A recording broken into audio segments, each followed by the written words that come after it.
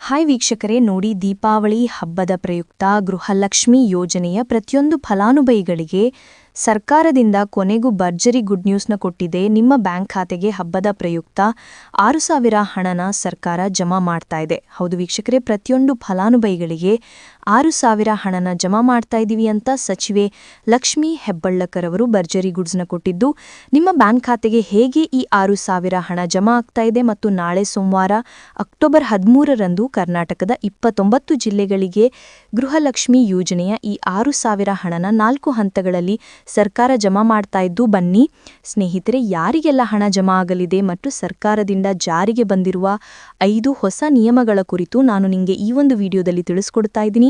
ಅದಕ್ಕಿಂತ ಮೊದಲು ನೋಡಿ ವೀಕ್ಷಕರೇ, ನೀವೇನಾದ್ರೂ ಇನ್ನೂ ಕೂಡ ನನ್ನ ಚಾನೆಲನ್ನು ಸಬ್ಸ್ಕ್ರೈಬ್ ಆಗಿಲ್ಲ ಅಂದರೆ ದಯವಿಟ್ಟು ಪ್ರತಿಯೊಬ್ಬರು ಚಾನೆಲ್ನ ಸಬ್ಸ್ಕ್ರೈಬ್ ಮಾಡಿಕೊಡಿ, ಹಾಗೆ ವಿಡಿಯೋಗೆ ಒಂದು ಲೈಕ್ನ ಕೊಡಿ.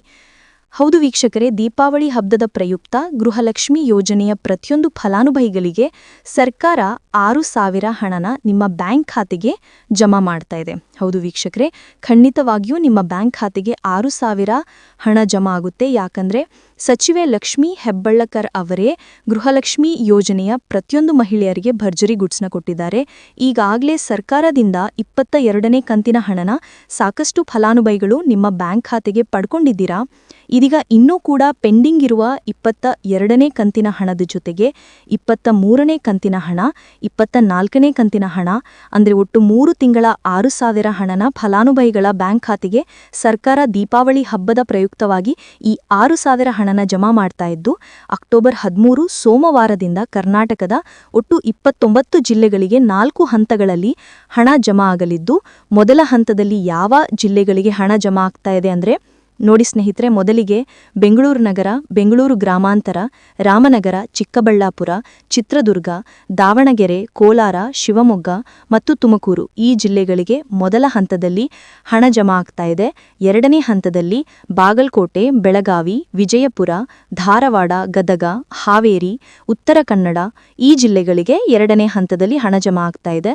ಮೂರನೇ ಹಂತದಲ್ಲಿ ಬಳ್ಳಾರಿ, ಬೀದರ್, ಕಲಬುರಗಿ, ಕೊಪ್ಪಳ, ರಾಯಚೂರು, ಯಾದಗಿರಿ ಮತ್ತು ವಿಜಯನಗರ ಈ ಜಿಲ್ಲೆಗಳಿಗೆ ಮೂರನೆಯ ಹಂತದಲ್ಲಿ ಹಣ ಜಮಾ ಆಗ್ತಾ ಇದ್ದು, ನಾಲ್ಕನೇ ಮತ್ತು ಕೊನೆಯ ಹಂತದಲ್ಲಿ ಚಾಮರಾಜನಗರ, ಚಿಕ್ಕಮಗಳೂರು, ದಕ್ಷಿಣ ಕನ್ನಡ, ಹಾಸನ, ಕೊಡಗು, ಮಂಡ್ಯ, ಮೈಸೂರು ಮತ್ತು ಉಡುಪಿ ಈ ಜಿಲ್ಲೆಗಳಿಗೆ 4ನೇ ಹಂತದಲ್ಲಿ ಧನ ಜಮಾ ಆಗಲಿದೆ. ಒಟ್ಟು ಕರ್ನಾಟಕದ 29ಕ್ಕಿಂತ ಅಧಿಕ ಜಿಲ್ಲೆಗಳ ಪ್ರತಿಯೊಂದು ಫಲಾನುಭವಿಗಳಿಗೆ ಸರ್ಕಾರ ದೀಪಾವಳಿ ಹಬ್ಬದ ಪ್ರಯುಕ್ತ 6,000 ಹಣನ ನಿಮ್ಮ ಬ್ಯಾಂಕ್ ಖಾತೆಗೆ ಜಮಾ ಮಾಡ್ತಾ ಇದ್ದು, ಪ್ರತಿಯೊಬ್ಬರ ಬ್ಯಾಂಕ್ ಖಾತೆಗೆ ಅಕ್ಟೋಬರ್ 20ರ ಒಳಗೆ ಈ 6,000 ಹಣನ ಆದಷ್ಟು ಬೇಗ ನಿಮ್ಮ ಬ್ಯಾಂಕ್ ಖಾತೆಗೆ ಪಡ್ಕೋತೀರಾ.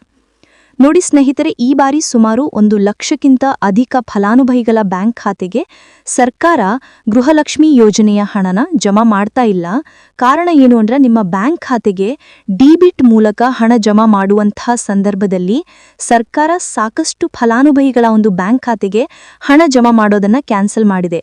ಯಾಕಂದರೆ ಇತ್ತೀಚೆಗೆ ಹಣಕಾಸು ಇಲಾಖೆ ಜಾರಿಗೆ ತಂದಿರುವ 5 ನಿಯಮಗಳ ಆಧಾರದ ಮೇಲೆ ಪ್ರತಿಯೊಂದು ಫಲಾನುಭವಿಗಳಿಗೆ ಸರ್ಕಾರ ಈ ಒಂದು ಹಣನ ಜಮಾ ಮಾಡ್ತಾ ಇದ್ದು, ಯಾರೆಲ್ಲ ಫಲಾನುಭವಿಗಳು ಈ ನಿಯಮಗಳನ್ನು ಪಾಲಿಸಿಲ್ಲ ನಿಮ್ಮ ಬ್ಯಾಂಕ್ ಖಾತೆಗೂ ಕೂಡ ಹಣ ಜಮಾ ಆಗೋದಿಲ್ಲ. ಹಾಗಾದರೆ ಬನ್ನಿ ಸ್ನೇಹಿತರೆ, ಸರ್ಕಾರ ಜಾರಿಗೆ ತಂದಿರುವ ಆ 5 ಹೊಸ ನಿಯಮಗಳು ಏನು ಅಂತ ನಾನು ನಿಮಗೆ ತಿಳಿಸ್ಕೊಡ್ತಾ ಇದ್ದೀನಿ. ನೋಡಿ ಸ್ನೇಹಿತರೆ, ಮೊದಲನೆಯ ಒಂದು ನಿಯಮ ಬಂದು, ಸಾಕಷ್ಟು ಫಲಾನುಭವಿಗಳು ಹೊಂದಿರುವಂತಹ ಒಂದು ರೇಷನ್ ಕಾರ್ಡ್ ಏನಿದೆ, ಆ ಒಂದು ರೇಷನ್ ಕಾರ್ಡನ್ನು ಮನೆಯ ಸದಸ್ಯರ ಪ್ರತಿಯೊಬ್ಬರ ಒಂದು ಆಧಾರ್ ಕಾರ್ಡನ್ನು ನಿಮ್ಮ ರೇಷನ್ ಕಾರ್ಡ್ಗೆ ಕಡ್ಡಾಯವಾಗಿ ಲಿಂಕ್ ಮಾಡಿಸಬೇಕು.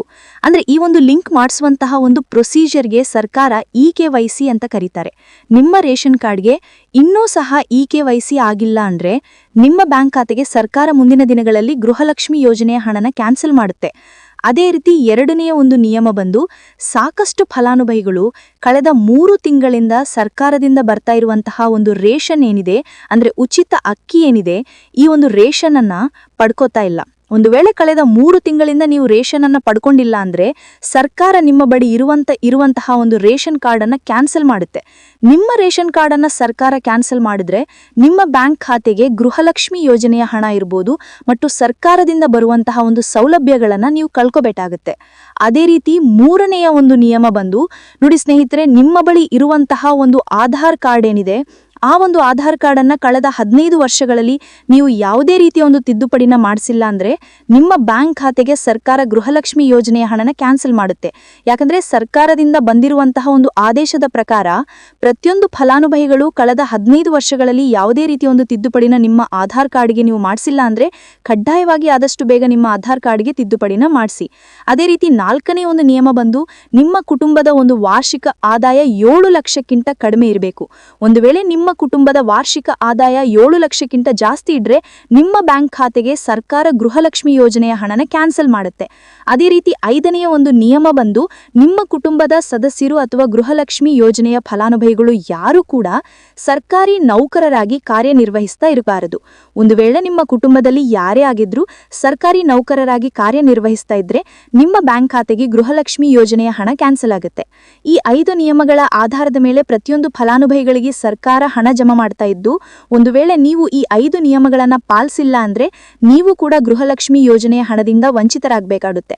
ನೋಡಿ ಸ್ನೇಹಿತರೆ, ದೀಪಾವಳಿ ಹಬ್ಬದ ಪ್ರಯುಕ್ತ 3 ತಿಂಗಳ ಗೃಹಲಕ್ಷ್ಮಿ ಯೋಜನೆಯ 6,000 ಹಣನ ಫಲಾನುಭವಿಗಳ ಬ್ಯಾಂಕ್ ಖಾತೆಗೆ ಸರ್ಕಾರ ಅಕ್ಟೋಬರ್ 13 ಸೋಮವಾರದಿಂದ ಜಮಾ ಮಾಡ್ತಾ ಇದೆ.